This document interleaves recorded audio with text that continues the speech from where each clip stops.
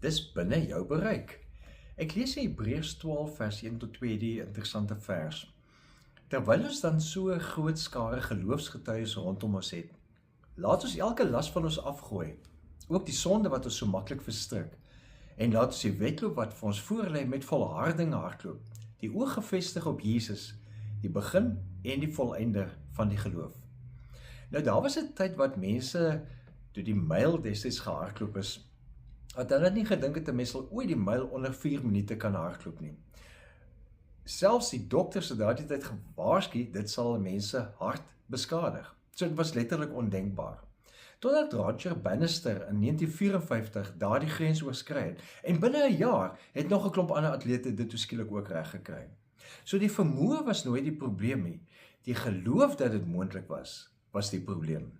Nou Albert Bandura se invloedryke werk oor selfdoeltreffendheid of self-efficacy soos hulle dit sê, wys dat ons oortuigings oor wat ons kan doen, dikwels bepaal of ons dit probeer, hoe lank ons aanhou en of ons deurdruk tot die einde.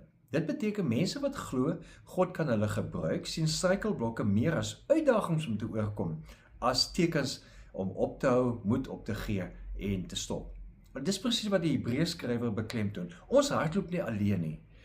Ons het 'n wolk geloofsgetuies, met ander woorde gewone mense wat buitengewone dinge met God se hulp gedoen het. En dit roep ons om hierdie wedloop van die geloof met volharding te hardloop.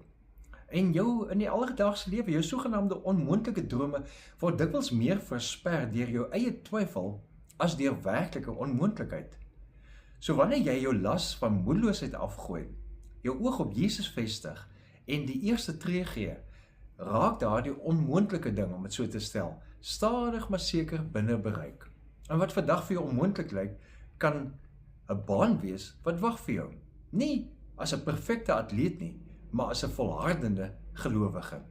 En jy kan gerus vir Jesus vra waarop hy wil hê jy moet fokus en om jou te help. Hy sal nogal.